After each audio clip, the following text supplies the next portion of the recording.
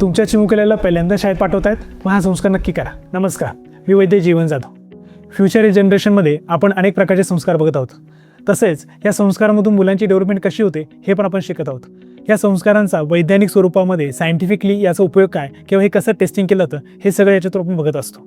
यामध्ये बाळाची डेव्हलपमेंट होत असताना वेगवेगळ्या प्रकारचे संस्कार सांगितले आहेत.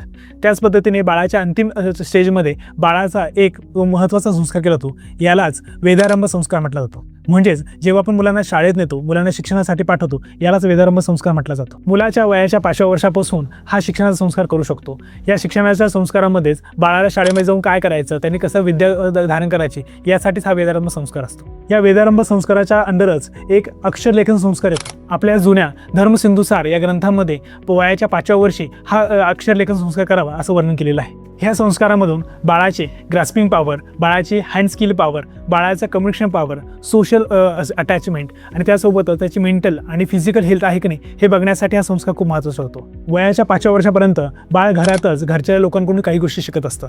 त्यासोबतच बाहेरच्या लोकांकडून म्हणजे शिक्षकांकडून बाळाने विद्याग्रहण करावे यासाठी हा वेदारंभ संस्कार खूप महत्त्वाचा होतो. तुमच्या बाळाचं सोशल बिहेवियर चांगलं करण्यासाठी हा संस्कार कसा करायचा यासाठी कॉमेंट करा वेदारंभ संस्कार.